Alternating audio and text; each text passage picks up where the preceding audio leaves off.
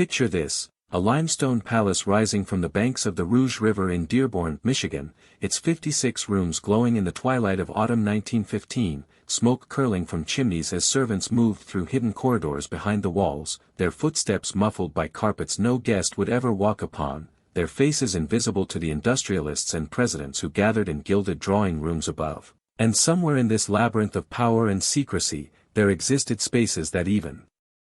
the most privileged visitors were forbidden to enter, rooms that contained the uncomfortable truths about America's most celebrated capitalist, the man who revolutionized industry and simultaneously published the most vicious anti-Semitic propaganda in American history, who paid his workers an unprecedented $5 a day while employing thugs to beat union organizers into bloody submission, who built this estate as a temple to his vision of pastoral American innocence even as his factories blackened the sky and his private life unraveled into scandal and obsession.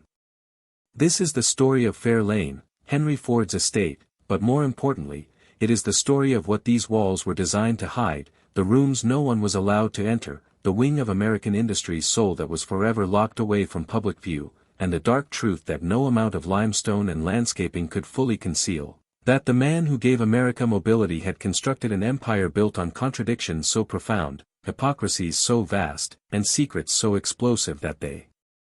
would eventually corrode the very foundation of the legacy he so desperately tried to control. What happens when you peel back the carefully curated facade of philanthropic genius to reveal the fortress mentality of a man at war with modernity, with organized labor, with entire ethnic groups, and ultimately with the complexity of his own character?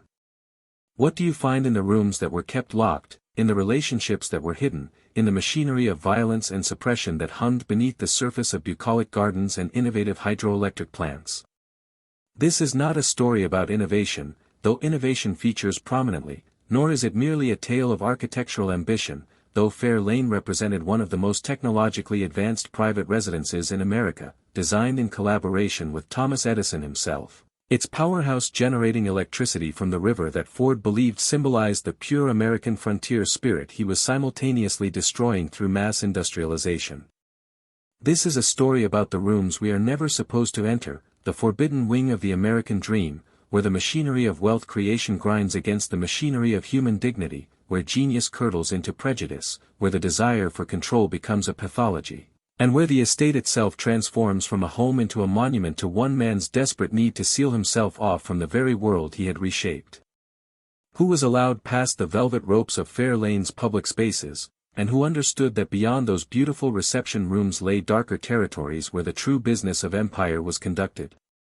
What secrets did the servants whisper among themselves in their cramped quarters, and what did they see that historians would spend decades trying to uncover? Henry Ford was born on a Michigan farm in 1863, the eldest son of an Irish immigrant farmer named William Ford, and from his earliest memories he despised agricultural labor, the backbreaking tedium of plowing and planting, the seasonal uncertainty, the mud and manure and endless repetition that defined rural life in the 19th century. His mother Mary Lydigot Ford died when he was only 13, a loss that would haunt him for the rest of his life and perhaps contributed to his lifelong difficulty with emotional intimacy, his tendency to retreat into mechanical problems that could be solved rather than human relationships that required vulnerability and compromise. What he loved was machinery, the precision of gears and levers, the predictable logic of mechanical systems that could be understood, controlled, and perfected, unlike the messy unpredictability of crops and weather and human relationships. Young Henry would walk 3 miles to Detroit just to see the steam engines that powered factories, would disassemble watches and clocks to understand their mechanisms, would spend hours sketching improvements to farm equipment even as he plotted his escape from farming itself. By 1891, he had abandoned farming entirely and taken a job as an engineer with the Edison Illuminating Company in Detroit, where he spent his evenings in a workshop behind his rented home on Bagley Avenue, obsessively tinkering with a gasoline-powered engine, dreaming of a vehicle that would liberate Americans from the constraints of geography, that would give even the poorest farmer the mobility once reserved for the wealthy. On a June night in 1896, he completed his first automobile, the quadricycle, a spindly contraption of bicycle wheels and a 2-cylinder engine, and in a moment that would define his approach to obstacles for the rest of his life, he discovered that the vehicle was too wide to fit through the workshop door, so he grabbed a sledgehammer and demolished the brick wall, drove the sputtering machine into the alley, and proceeded to test it on the sleeping streets of Detroit, waking neighbors with the explosive popping of his engine. This was Henry Ford at his essence: brilliant, impatient, willing to demolish whatever stood between him and his vision, convinced that any problem could be solved through mechanical ingenuity and sheer force of will, utterly confident in his ability to reshape reality to match his imagination, and fundamentally incapable of recognizing that the same sledgehammer approach that worked on brick walls would fail catastrophically when applied to human complexity, to social movements, to the aspirations of workers who wanted dignity along with their wages, to ethnic and religious groups who refused to conform to his narrow vision of acceptable Americanism. By 1903, he had founded the Ford Motor Company after two previous automotive ventures had failed, and by 1908, he had designed the Model T, the car that would transform American life, a simple, durable, affordable machine that he refined obsessively, reducing the price from $850 to $260 through innovations in mass production that would revolutionize manufacturing worldwide. The Highland Park plant, which opened in 1910, introduced the moving assembly line in 1913, reducing the time to build a car from 12 hours to 93 minutes, a transformation so profound that Lenin would later cite Ford's methods as a model for Soviet industrialization, and Hitler would keep a portrait of Ford in his office, crediting the American's anti-Semitic writings as inspiration for his own genocidal ideology, connections that would haunt Ford's legacy and reveal the poison that lurked beneath the progressive veneer of his industrial vision. The assembly line was genius and nightmare combined, a system that dramatically increased productivity and made consumer goods affordable to ordinary Americans, but that also reduced human workers to interchangeable parts in a machine, their movements choreographed to maximize efficiency rather than preserve dignity, their bodies subjected to repetitive motions that caused injury and exhaustion, their minds numbed by the monotony of performing the same task hundreds of times per day, every day, week after week, year after year.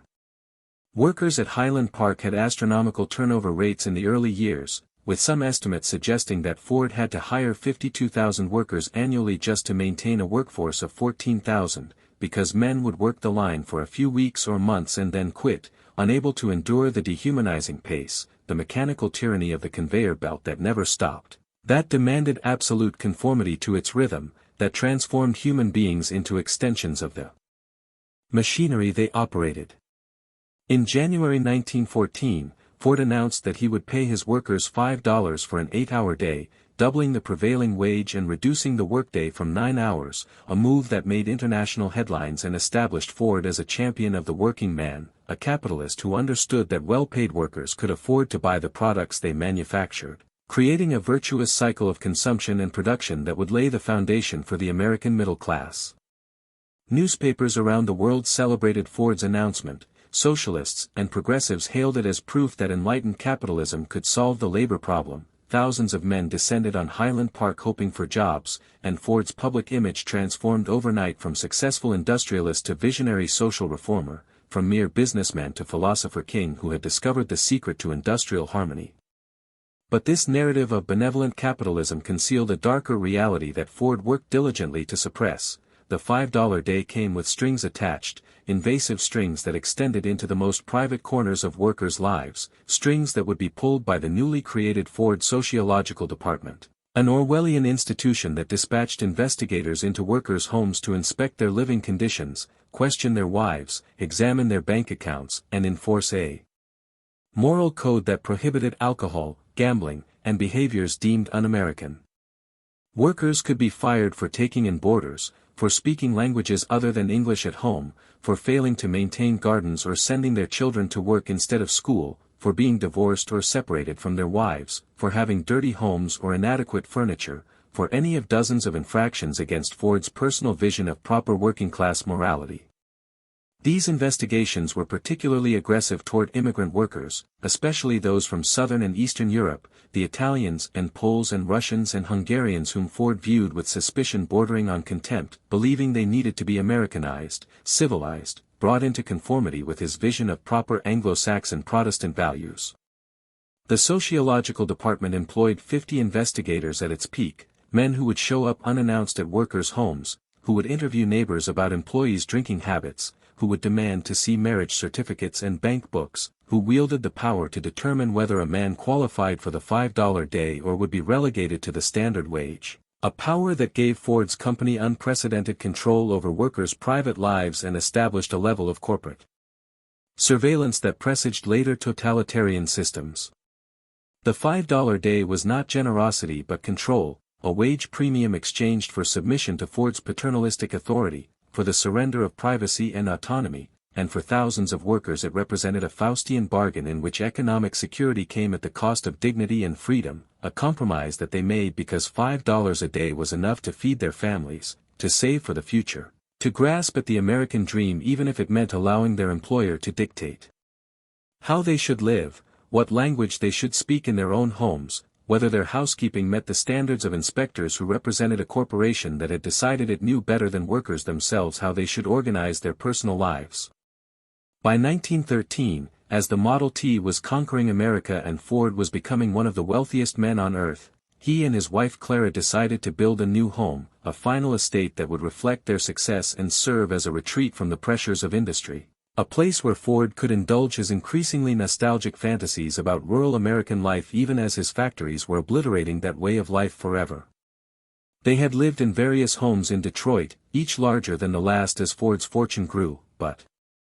none had satisfied his increasingly grandiose vision of what his domestic life should represent, and Clara, who had married Henry when he was a struggling engineer with grease under his fingernails and big dreams but no money, now found herself in the position of having to manage a household staff, to entertain important guests, to perform the role of industrialist's wife, a transformation she handled with grace but also with growing awareness that her husband was changing, that success had amplified both his brilliance and his eccentricities, his generosity and his authoritarian impulses, his innovative spirit and his reactionary cultural politics. They selected a 1,300-acre tract along the Rouge River in Dearborn, just outside Detroit, the area where both had grown up, and hired the architectural firm of Vaughan Holst and Fife, though the actual design work would be done by Marion Mahoney Griffin, one of the first licensed female architects in the world, a prairie school designer who had worked with Frank Lloyd Wright and brought organic principles to the project, attempting to integrate the mansion with its natural surroundings. Griffin envisioned a house that would grow naturally from the landscape, that would use local materials and native plantings, that would achieve the horizontal emphasis and connection to nature that characterized prairie school architecture at its best, but Ford, however, was not a man who deferred to experts when their vision conflicted with his own impulses, and he interfered constantly, demanding changes, rejecting designs, insisting on features that reflected his peculiar obsessions, overruling Griffin's aesthetic judgments with his own half-formed notions about what a proper American estate should look like. The result was a house that architectural critics would describe as confused, a limestone structure that borrowed elements from English manor houses, Swiss chalets, and Scottish castles without achieving the coherence of any single style, its 56 rooms spreading across 31,000 square feet in a rambling configuration that seemed to grow organically but actually reflected the chaotic accretion of Ford's whims and Clara's attempts to impose order on her husband's restless imagination. Some rooms had 15-foot ceilings while others felt cramped, the circulation patterns forced visitors through awkward sequences, and the overall effect was of impressive scale without real grandeur, of expensive materials assembled without clear vision, a physical manifestation of Ford's genius for mechanics and his complete lack of sophistication about art, architecture, or aesthetics beyond his conviction that more was better and that American styles were superior to European refinement.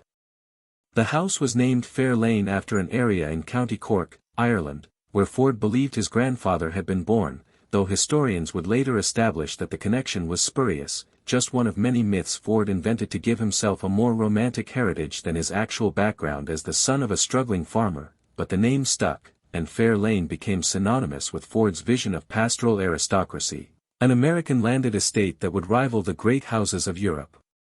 While maintaining what Ford insisted was a democratic simplicity, though the simplicity was an illusion, a carefully crafted performance that concealed extraordinary complexity both architectural and moral. Construction began in 1913 and would take 2 years and $2 million, an astronomical sum equivalent to nearly $60 million today, employing several hundred workers year-round, many of them skilled craftsmen imported from Europe to execute the detailed stonework, the carved wood paneling, the intricate plaster ceilings, the custom metalwork, the elaborate systems that would make Fair Lane one of the most technologically advanced homes in America, but cost was never Ford's concern, because Fair Lane was not merely a house but a statement, a fortress, a laboratory, and most importantly, a mechanism for controlling the narrative of his life. The estate's most remarkable feature was its powerhouse, a four-story limestone structure built over the Rouge River, containing 2 turbines driven by water diverted through a dam, generating all the electricity needed for the mansion, the greenhouses, the workshops, and the outdoor lighting that would transform the grounds into an illuminated wonderland at night. Ford had personally collaborated with his friend and hero Thomas Edison on the powerhouse design, and the two men laid its cornerstone in October 1914 in a ceremony that cemented Ford's image as not just an industrialist but a visionary who was bringing modern technology into harmony with nature, harnessing the river's power without defiling it, creating a self-sufficient estate that embodied his philosophy of decentralized production and rural electrification. The powerhouse turbines could generate up to 1,200 kilowatts, far more than Fair Lane required, and Ford saw it as a demonstration project proving that every American farm could have its own power source, that rural areas need not be dependent on distant generating stations controlled by utility monopolies, that modernity could be domesticated and distributed, made wholesome again, stripped of its urban corruption and immigrant chaos. Edison himself, by then in his late 60s and struggling with hearing loss, would visit Fair Lane regularly, spending hours in the powerhouse with Ford discussing electrical systems, alternative energy sources, and their shared conviction that American ingenuity could solve any technical problem. A friendship between two men who had revolutionized modern life but who shared an increasingly reactionary cultural politics, a nostalgia for a simpler America that their own innovations had destroyed, and in Edison's case at least, troubling prejudices about race and ethnicity that they discussed privately in rooms where no journalists were present to record their conversations.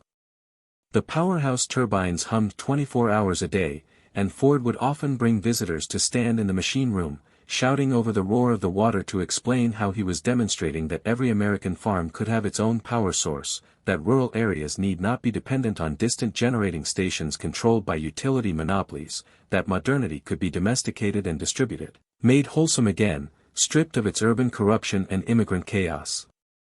But the powerhouse, for all its genuine innovation, also served a metaphorical function as the hidden engine of the estate, the machinery that kept everything running, that powered the illusion of pastoral tranquility, and in this sense it represented the fundamental architecture of Fair Lane itself, where visible beauty and technological wonder concealed systems of control and surveillance that extended throughout the property and ultimately throughout Ford's entire industrial empire. The main house contained public spaces designed to impress, a 2-story living room with a massive limestone fireplace where Ford would gather guests for informal conversations, insisting on a folksy informality that masked his need to dominate every discussion, a paneled library stocked with books that Ford rarely read but felt he should own, first editions and leather-bound classics that demonstrated culture even if Ford himself preferred McGuffey readers and simple American folk tales to serious literature, a formal dining room capable of seating dozens of guests where Clara presided over elaborate dinners serving the surprisingly plain food that Henry preferred, meat and potatoes and vegetables prepared simply because Ford distrusted rich sauces and foreign cuisines, believing that American food should be as honest and straightforward as American values. And Clara's music room where she would play piano and host small concerts, inviting musicians from Detroit to perform for intimate gatherings, this being Clara's domain where she could express her genuine love for classical music even though Henry would often leave in the middle of performances, bored by entertainment he considered effete and European. These reception areas occupied only a fraction of the house's 56 rooms, the majority of which were dedicated to private family space, servant quarters, and the mechanized infrastructure required to maintain the illusion of effortless hospitality. Behind the walls ran not just the expected plumbing and electrical systems but also a network of servants' corridors, narrow passages that allowed staff to move throughout the house without being seen by the Ford family or their guests, a physical manifestation of the class architecture that Ford simultaneously depended upon and rhetorically rejected, because the man who claimed to champion the common worker required an invisible army of domestics to maintain his lifestyle, and these servants numbering more than a dozen at the estate's peak, inhabited a parallel fair lane, a shadow house of back staircases and cramped rooms, of kitchens and laundries and storage areas that guests never glimpsed, spaces where the actual labor of maintaining grandeur was performed by people whose names were rarely recorded and whose experiences were never meant to be part of Fair Lane's official story. Clara Ford managed this household with efficiency and kindness by the standards of her era, but those standards still meant that servants worked long hours for modest wages, lived in quarters that were comfortable but segregated from family space, tucked away on upper floors and in wings where their presence would not disturb the family's privacy, and understood that their job security depended on their ability to remain invisible, to anticipate needs before they were expressed, to solve problems before the Fords became aware they existed, this invisibility being the price of their employment and the foundational requirement of the lifestyle that Fair Lane represented. The head housekeeper managed a staff that included maids who cleaned the endless rooms, a cook and kitchen staff who prepared 3 meals a day, laundresses who handled the enormous volumes of linens and clothing, a butler who managed the dining room and formal entertaining, and various specialists who maintained the greenhouses, the bowling alley, the swimming pool, the laboratories, all of them living on the estate, on call at all hours, their lives structured entirely around the needs and schedules of the Ford family. These were not badly treated servants by the standards of 1915, they were paid reasonably, given adequate food and housing, provided with basic medical care when needed, but they were also thoroughly controlled, subject to Clara's management and Henry's occasional inspection, expected to maintain absolute discretion about what they saw and heard in the house, forbidden from discussing the family's private business with outsiders, their employment conditional on their willingness to inhabit this shadow space, to be present when needed and absent when not, to serve without expecting recognition or genuine relationship with the people whose comfort they ensured. Among these servants were the groundskeepers, a separate crew of men who lived in cottages scattered across the estate and who maintained the elaborate landscapes that Jens Jensen had designed, the celebrated landscape architect who specialized in creating naturalistic environments using native Michigan plants, meadows and forests that appeared wild but were meticulously maintained by constant labor, their apparent spontaneity the result of endless pruning, weeding, planting, and cultivating. Performed by men whose work was meant to be invisible, whose job was to create the illusion that Fair Lane existed in a state of natural perfection rather than being the product of intensive human intervention. Jensen's landscapes included a blue garden featuring plants with blue and silver foliage, rose gardens where Clara cultivated prize-winning varieties, meadows planted with prairie grasses and wildflowers, walking paths that wound through manufactured wilderness, and the famous waterfall and dam system that powered the estate, the whole designed to look as if it had always been there, as if nature herself had arranged these perfect vistas, when in fact every view was calculated, every plant selected and positioned, every sight line carefully managed to produce the desired emotional effect. The estate also contained a bowling alley in the basement where Ford and his guests could engage in wholesome recreation, a swimming pool where Ford took daily swims believing that exercise and cold water were essential to health, a gymnasium equipped with the latest exercise equipment because Ford was obsessed with physical fitness and believed that Americans were becoming soft and decadent. Extensive greenhouses where Clara cultivated her roses and where Ford's botanists experimented with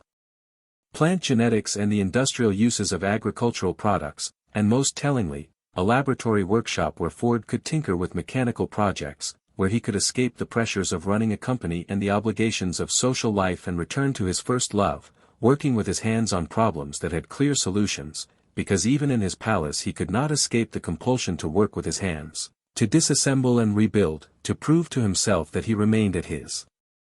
core an engineer and not merely a captain of industry whose actual daily work consisted of meetings and decisions and the management of other people, tasks that required skills Ford never fully developed and never really wanted to develop.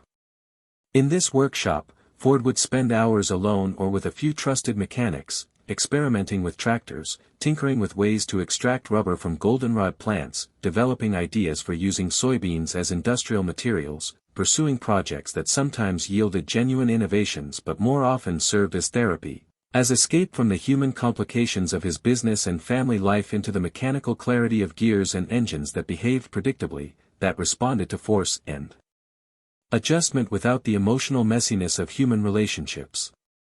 But Fair Lane's most significant architectural feature was its isolation, the way it was positioned on the estate to create maximum distance from the road and neighboring properties, surrounded by carefully landscaped grounds designed to create buffer zones between the Ford family and the outside world, the main house visible only to those who drove up the long private road, the whole estate functioning as a sanctuary, a fortress, a sealed environment where Ford could control what entered and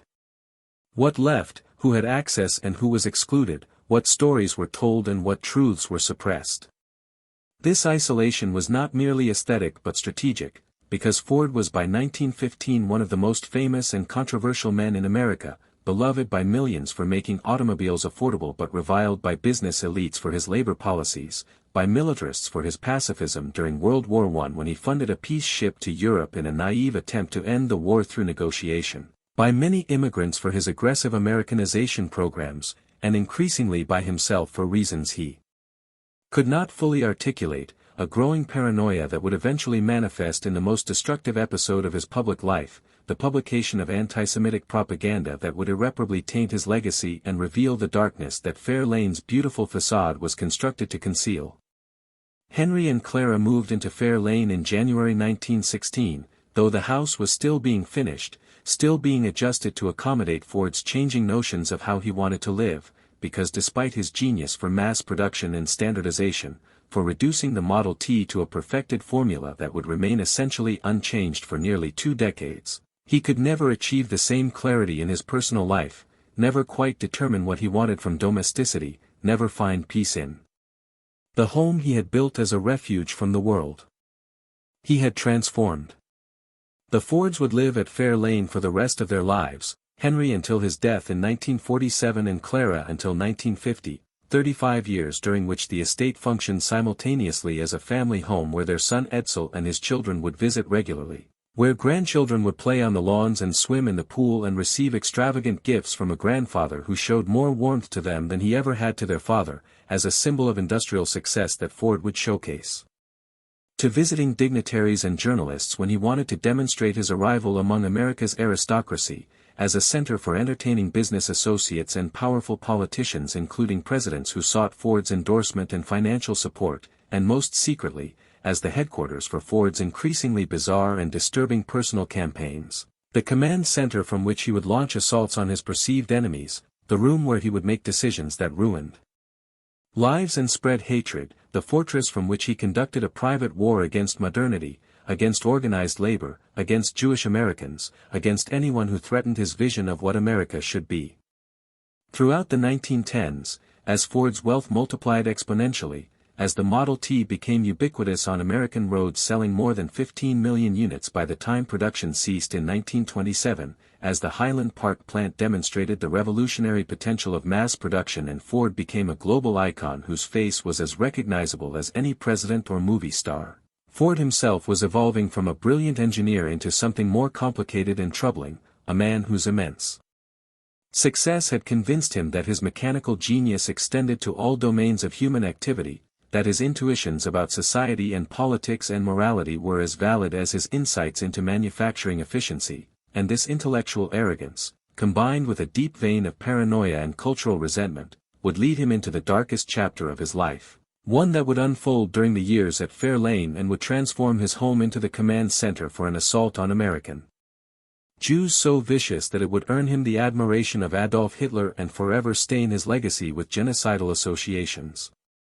In January 1919, Ford purchased a failing community newspaper called the Dearborn Independent, ostensibly as a vehicle for expressing his views on current events, but within 18 months the paper had become something far more sinister, a weekly publication distributed nationwide through Ford dealerships, with a circulation that would eventually reach 700,000, making it one of the most widely read periodicals in America, and beginning in May 1920, the Independent published a series of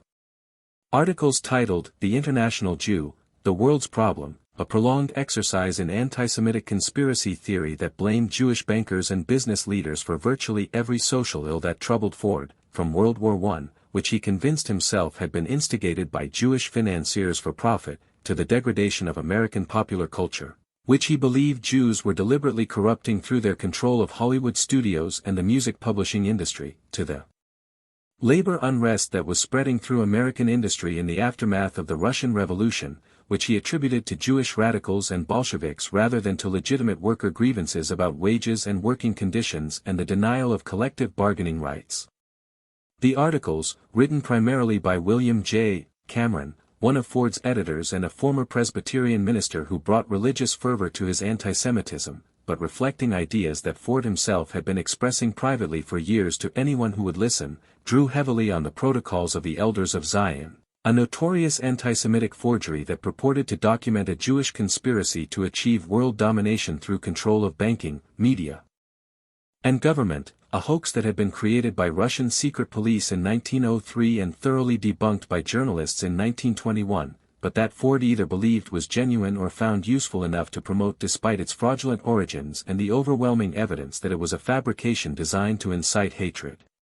The Independent series was collected into a 4-volume book titled The International Jew, which was translated into 16 languages including German, Arabic, and Spanish, and distributed widely throughout Europe and the Middle East, where it found enthusiastic readers among the rising Nazi movement in Germany, with Hitler himself citing Ford as an inspiration in keeping a portrait of the American industrialist in his Munich office, and in the Arab world where it contributed to anti-Jewish sentiment that persists to this day. And years later, in 1938, Ford would accept the Grand Cross of the German Eagle from the Nazi government on his 75th birthday, the highest honor that Nazi Germany could bestow on a foreigner, a recognition that he never publicly repudiated even after the full horror of the Holocaust became known, and that would forever link his name to the genocidal ideology that would murder 6 million Jews in the camps and ghettos of occupied Europe. At Fair Lane, throughout the 1920s, Ford met regularly with William Cameron and other collaborators to discuss the Dearborn Independent's editorial direction, and it was in his private study, in rooms that visitors were not invited to enter, that the next week's attacks on Jewish Americans were planned and refined, Ford personally suggesting targets, reviewing articles before publication, insisting on particular emphases, pushing Cameron to be more aggressive in exposing what Ford believed was Jewish control of American institutions, all while Clara remained largely isolated in her own wing of the house, tending her gardens, hosting women's clubs and charitable organizations, focusing on her philanthropic work with the Henry Ford Hospital which provided medical care to Detroit's poor and the Edison Institute which would become his museum complex preserving American history, maintaining a willful ignorance about the poison her husband was spreading because acknowledging it would have forced her to confront contradictions she could not resolve about the man she had married and to whom she had devoted her life. Did Clara know about the Independent's anti-Semitic campaign? She must have. It was impossible to live in the same house with Henry Ford during the 1920s and not be aware of his obsession with the Jewish question, but she chose not to confront him, not to use her influence to moderate his hatred, perhaps because she shared some of his prejudices, perhaps because she believed that wives should not interfere in their husbands' business affairs, perhaps because she understood that Ford's mind, once fixed on a course, was nearly impossible to change, that arguing with him only made him more stubborn, more convinced that he was right and that those who disagreed were either dupes or part of the conspiracy he believed he was exposing.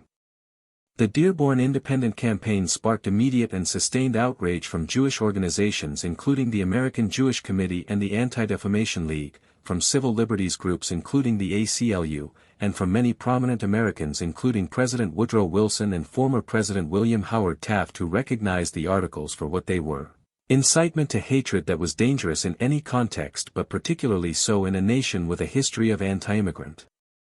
violence and nativist hysteria, in a country that had recently experienced race riots and lynchings, in a society where prejudice could easily escalate into violence when legitimized by a figure as influential as Henry Ford. Ford Motor Company dealers throughout the country reported customer boycotts, with Jewish customers publicly refusing to buy Ford vehicles and organizing campaigns to persuade others to do likewise, and prominent Jews including Lewis Marshall, president of the American Jewish Committee and one of the most respected attorneys in America, launched campaigns to force Ford to retract the articles and apologize for the harm they had caused to Jewish communities.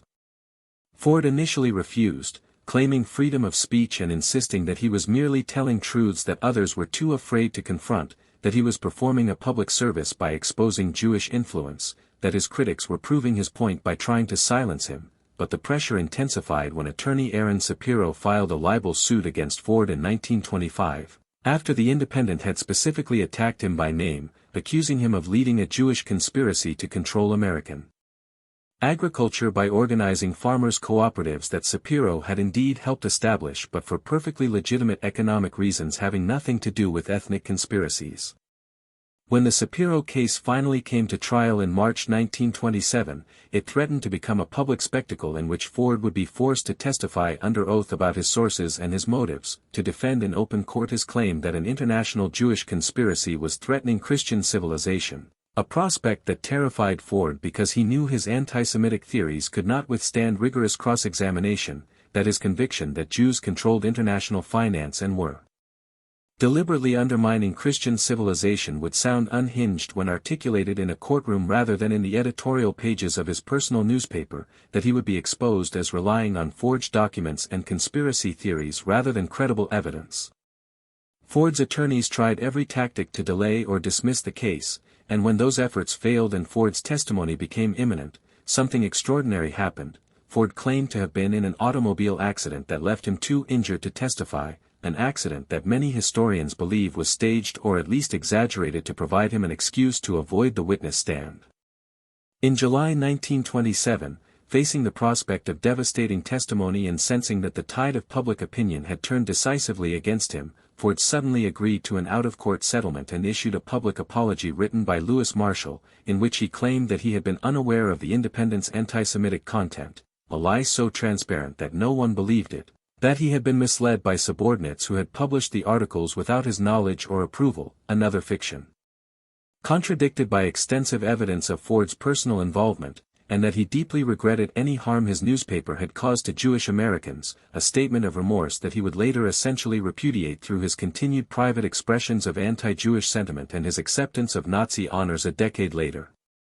The Dearborn Independent closed at the end of 1927, but the damage was permanent and irreparable. The volumes of the International Jew continued to circulate throughout the world and continue to circulate to this day in hate group literature and on extremist websites, and Ford's reputation, while still celebrated in some quarters especially among those who chose to separate his industrial achievements from his bigotry, was forever stained by association with genocidal hatred, by the knowledge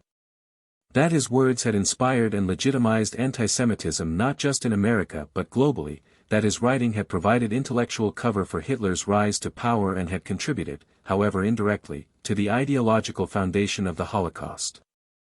At Fair Lane, in the aftermath of the Independent scandal, Ford retreated further into his private obsessions, spending more time in his laboratory workshop tinkering with soybean plastics and other projects, immersing himself in his ambitious plan to create Greenfield Village and the Henry Ford Museum, an elaborate historical theme park and collection that would preserve the buildings and artifacts of pre-industrial America, the rural world that Ford himself had done more than almost any other single individual to destroy through the automobile and mass production, but that he now romanticized with the fervor of the guilty, attempting to freeze in amber the pastoral innocence that the Model T had obliterated forever, collecting with maniacal intensity the physical remnants of 18th and 19th century American life including Thomas Edison's Menlo Park laboratory which he had physically dismantled and reconstructed in Michigan, the Wright brothers' bicycle shop, the courthouse where Abraham Lincoln had practiced law, thousands upon thousands of artifacts from farm equipment to furniture to tools to household items, an entire world preserved in aspic, a monument to the past that revealed Ford's profound ambivalence about the future he had created. The museum project consumed millions of dollars and vast amounts of Ford's attention during the 1930s and 1940s, and it revealed another dimension of his need for control, his desire not just to shape the present and future through his industrial innovations but to possess and curate the past, to determine which artifacts and stories would be preserved and how they would be interpreted, to construct a version of American history that validated his worldview and his place within it, that presented progress as a story of individual genius and mechanical innovation rather than collective struggle and social conflict, that celebrated inventors and entrepreneurs while largely ignoring workers and social movements, that enshrined a particular vision of American identity centered on Protestant values, rural origins, and Anglo-Saxon culture while marginalizing or erasing the contributions of immigrants, African Americans, and other groups who didn't fit Ford's narrow definition of authentic Americanism. At Fair Lane, entire rooms filled with historical acquisitions, with furniture and documents and objects that Ford's agents had purchased at auctions or seized from demolition sites, an obsessive accumulation that transformed portions of the estate into a private museum before the official museum in Dearborn opened to the public in October 1929, and these collections, like the powerhouse and the landscaped grounds and the servants' corridors, served both practical and psychological functions, giving Ford the illusion that he could preserve what he valued, that he could create an alternative universe governed by his aesthetic principles, sealed off from the chaos and change that characterized the modern America he had helped create but no longer understood or controlled, that he could stop time itself through the act of collection and preservation, arresting decay and protecting treasured objects from the inevitable passage of time that was carrying him toward old age and death. But while Ford was playing historical curator at Fair Lane, collecting buildings and artifacts to preserve a version of America that had never really existed in the sanitized form he imagined, another story was unfolding in the estate's forbidden wing, a scandal that was whispered about in Dearborn and Detroit but never openly discussed during his lifetime, a relationship that remained hidden in rooms that no journalist or biographer was allowed to investigate, because Henry Ford, the man who preached traditional family values through his sociological department and attacked what he saw as moral degradation in American society, maintained a long-term affair with a woman named Evangeline Coate, who had worked as his personal secretary and who was married to Ray Dallinger, one of Ford's most trusted employees who managed Fair Lane's operations and served as Henry's personal driver. Many historians now believe that Ford was the biological father of Evangeline's son John Dallinger, born in 1923, a child whom Ford treated with conspicuous favor that went far beyond what any employer would show to an employee's son, showering him with the same toys and attention he gave to his legitimate grandchildren, the sons of Edsel Ford, visiting the Dallinger estate multiple times per week, often daily and sometimes more than once a day, buying the Dallingers a substantial mansion on property directly adjacent to Fair Lane with connecting gates that allowed Ford to visit without being observed from public roads, ensuring that Ray Dallinger, whose loyalty Ford had essentially purchased through this arrangement, remained one of his most trusted deputies and was rewarded with various business opportunities and preferential treatment that other employees resented but could not question. The Dallinger relationship reveals the hypocrisy at Fair Lane's core, the gap between Ford's public moralizing and his private behavior, his willingness to use his wealth and power to construct elaborate systems for concealing the messiness of his actual life while presenting to the world an image of rectified domesticity, of faithful marriage and traditional values, of the kind of moral clarity that he insisted his workers maintain but that he himself violated whenever convenient. John Dallinger would later write a book claiming to be Ford's illegitimate son, and while the claim has never been definitively proven through DNA evidence because Ford's descendants have refused to participate in testing, the circumstantial evidence is compelling and the whispers were persistent enough that everyone in Ford's inner circle knew or suspected the truth but maintained the fiction because their jobs and their access to power depended on their willingness to keep Ford's secrets. Clara Ford almost certainly knew about Evangeline, must have understood the implications of her husband's frequent absences and his obsessive attention to the Dallingers, but she maintained public silence, channeling whatever pain and anger she felt into her philanthropic work, her gardens, her role as hostess at Fair Lane's increasingly frequent gatherings of the powerful, because divorcing Henry or even confronting him publicly would have meant giving up the position and security that Fair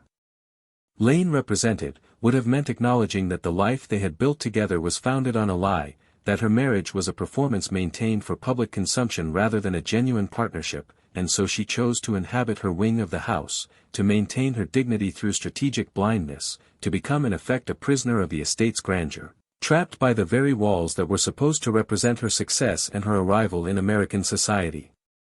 At Fair Lane, the visible architecture of limestone and landscaping concealed not just the physical infrastructure of servants' corridors and powerhouse machinery but an entire shadow estate of secrets, forbidden relationships, suppressed scandals, moral compromises, each requiring its own kind of maintenance, its own expenditure of energy to keep hidden from public view. And this hidden architecture consumed as much of Ford's attention as the automobile business, because reputation was ultimately what Fair Lane was designed to manufacture and protect, a carefully crafted image of American success that could not survive honest scrutiny but that had to be maintained at all costs because Ford's sense of himself, his understanding of his place in history, his belief that he represented the best of American values and American genius, depended on this curated version of his life remaining intact. Meanwhile, beyond Fair Lane's carefully maintained boundaries, beyond the rose gardens and the manicured lawns and the illuminated waterfall, Ford's River Rouge plant was becoming the largest industrial complex in the world. A sprawling facility that by the 1930s employed more than 100,000 workers and integrated every stage of automobile production from raw materials including iron ore and coal arriving by ship to finished vehicles driving off the assembly line, an extraordinary achievement in vertical integration that represented Ford's vision of total control extended to its logical extreme, but the Rouge also became synonymous with brutal working conditions and violent labor suppression, because Ford, despite his earlier rhetoric about the $5 day and his claims to champion the working man, had become one of the most virulent opponents of labor unions in American industry, employing a private security force called the Service Department, run by a former boxer and ex-convict named Harry Bennett, a violent thug whose job was to prevent unionization through intimidation, surveillance, and when necessary, physical assault. The Service Department employed hundreds of men, many with criminal backgrounds recruited specifically for their willingness to use violence, who patrolled the Rouge plant looking for union sympathizers, who maintained files on thousands of workers documenting their associates and their political views, who coordinated with the Dearborn Police Department which Ford effectively controlled through his political influence to suppress organizing activities, and who on May 26, 1937, participated in what became known as the Battle of the Overpass, when United Auto Workers organizers attempting to distribute union literature at the Rouge plant were attacked and beaten by Bennett's men in full view of news photographers, the resulting images of bloodied union leaders including Walter Reuther being broadcast nationwide and permanently damaging Ford's reputation as a friend of the working man, exposing the violence that had always lurked beneath his paternalistic rhetoric. At Fair Lane, during the years when the Service Department was systematically terrorizing Ford workers, Henry Ford would meet regularly with Harry Bennett to discuss labor strategies, to review surveillance reports on suspected union sympathizers, to plan responses to organizing drives, and these meetings took place in Ford's private study, in rooms that visitors were never shown, where the brutal machinery of labor control was coordinated even as the gardens outside bloomed and the powerhouse hummed and Clara entertained ladies' societies in the sunlit music room, the estate once again functioning as both command center and concealment, a place where violence could be planned in beautiful surroundings, where decisions that would result in broken bones and ruined lives could be made by a man who then walked outside to feed birds and admire his roses and play with his grandchildren. The cognitive dissonance apparently causing Ford no distress because he had convinced himself that unions were a Jewish Bolshevik conspiracy to destroy American industry, that workers who wanted to organize were dupes or radicals or communists, that any means necessary to prevent collective bargaining were justified in defense of the capitalist system that had made him rich and that he believed represented the natural order of American society. The contradiction between Fair Lane's peaceful facade and the violence being committed in Ford's name reached its peak during the 1941 Ford strike, when the UAW finally succeeded in shutting down the Rouge plant despite Bennett's best efforts at intimidation, when tens of thousands of workers walked out and Ford was forced to negotiate, a humiliation that the 78-year-old industrialist experienced as personal betrayal, because he had convinced himself that his workers loved him, that the $5 day decades earlier had created bonds of loyalty that transcended mere economic calculation, that the men who built his cars understood and appreciated his vision of industrial harmony where enlightened management took care of workers who in turn showed proper gratitude and deference, and the strike shattered these delusions, forcing Ford to confront the reality that his workers saw him not as a benefactor but as an employer whose interests were fundamentally opposed to their own, whose wealth had been built on their labor, whose beautiful estate existed because they worked in the noise and heat and danger of the Rouge while he retreated to the tranquility of his gardens and his private study and his forbidden relationships with women who were not his wife. After the 1941 strike, Ford was never quite the same, his health began to decline more rapidly, he suffered a series of small strokes that affected his memory and his judgment, and at Fair Lane he became increasingly isolated, suspicious even of family members, dependent on Harry Bennett for both security and companionship, while Clara and Edsel, Ford's only son who was himself dying of stomach cancer exacerbated by years of stress from his father's relentless criticism and interference in company management, tried desperately to wrest control of the company from Bennett and prepare for an inevitable succession that Ford refused to acknowledge because acknowledging it would mean confronting his own mortality and the reality that his empire would continue without him. Edsel died in May 1943, at age 49, and Ford, devastated but unable to express his grief in any healthy way, instead blamed conspiracies, blamed Jewish bankers for creating stress that killed his son, blamed union pressure, blamed everyone except himself, even though many who knew the family believed that Ford's treatment of Edsel, his constant undermining of his son's authority, his public criticisms and private humiliations, had contributed significantly to the illness that killed him. And at Fair Lane in the months after Edsel's death, the house took on the character of a mausoleum, rooms closed off, Clara and Henry barely speaking to each other, the estate's vibrant social life extinguished, the gardens maintained but no longer truly enjoyed, the powerhouse continuing to hum but illuminating an increasingly empty stage where two elderly people waited for death in a house that had been built to celebrate life and success but that had become a monument to bitterness and regret and all the compromises and cruelties that had seemed justified in the pursuit of wealth and control but that in old age revealed themselves as moral failures that no amount of philanthropy or historical preservation could redeem. On April 7, 1947, Henry Ford died at Fair Lane during a power outage caused by flooding that shut down the powerhouse, the man who had brought electricity to millions dying by candlelight in his bedroom while Clara held his hand, a poetic end to a deeply paradoxical life. And he was buried in the Ford family cemetery in Detroit, his funeral attended by thousands including auto workers and industrialists and politicians but eulogized with notable silences about his anti-Semitism, his labor practices, his personal scandals, all the uncomfortable truths that Fair Lane had been designed to keep hidden but that historians and biographers would spend decades excavating from archives and oral histories and the testimony of those who had worked in the estate's hidden corridors. Clara remained at Fair Lane for 3 more years, maintaining the estate through force of habit but no longer entertaining guests, no longer cultivating her roses with the same enthusiasm, the house becoming a burden rather than a pleasure, 56 rooms echoing with memories both sweet and bitter, and when she died on September 29, 1950, at age 84, Fair Lane's active life ended, the estate passing to Ford's 4 grandchildren who had no interest in maintaining a massive mansion,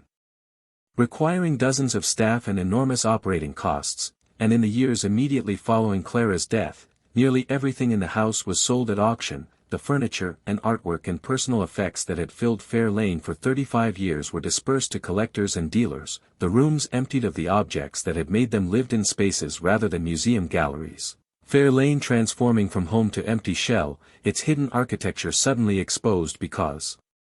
there was nothing left to conceal, the servants' corridors and back staircases now visible to anyone who walked through, the powerhouse silent, the gardens beginning their slow descent into wilderness. In 1956, Ford Motor Company acquired the estate and briefly used portions of it for archives and offices, but the company had no real use for such a large property and in 1957 deeded Fair Lane to the University of Michigan Dearborn, which operated the estate as a museum and conference center for more than 50 years, attempting to preserve the physical structure while developing interpretations of its history, but the university struggled with how to present the estate, how to tell the story of Henry Ford's life without minimizing his anti-Semitism or glorifying his union-busting or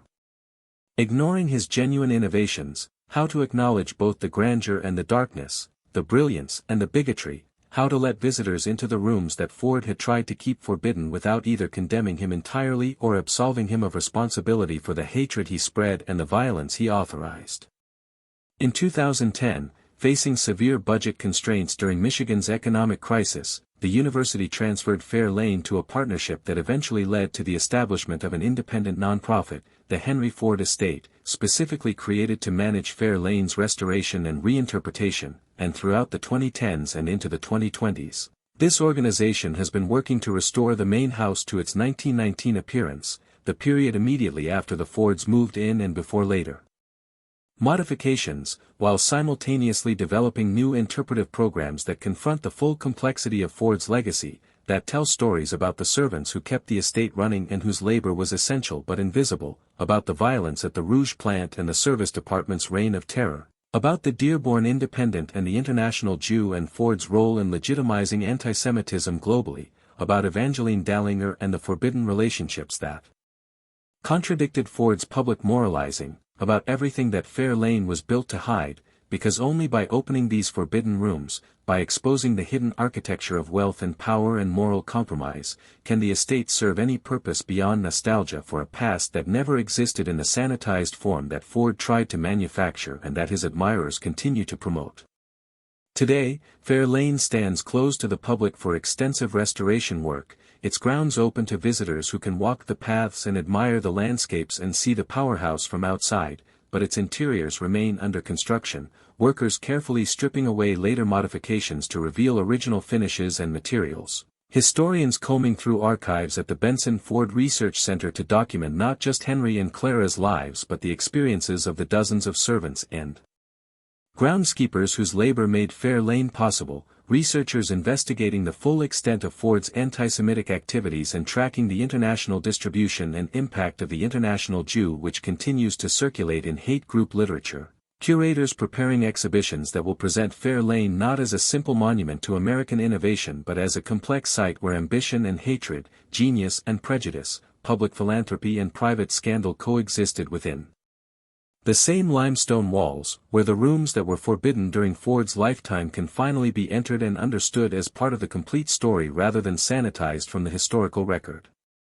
What do we find in these forbidden rooms, now that archivists and historians have finally gained access and begun the difficult work of honest interpretation? We find the private study where Ford met with William J. Cameron to plan the next installment of anti-Semitic propaganda that would inspire Nazi genocide, where he reviewed articles before publication and personally suggested targets for attack. We find evidence of the servants' daily lives in their cramped quarters and narrow corridors, the parallel Fair Lane that existed to serve the visible Fair Lane but that was never meant to be part of the estate's public story. We find documentation of the Dallinger relationship, letters, and financial records and testimonies that reveal the forbidden love affair that Ford maintained while preaching traditional morality through his sociological department.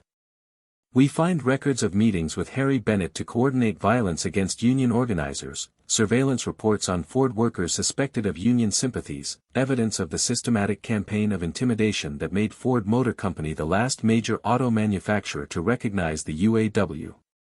We find the contradictions of a man who revolutionized industry through assembly line efficiency but could never achieve equivalent clarity in his moral reasoning, who could design a car that millions could afford but could not design a life philosophy that acknowledged the human costs of his success, who could build a hydroelectric powerhouse but could not generate the moral power to recognize his own bigotry and cruelty.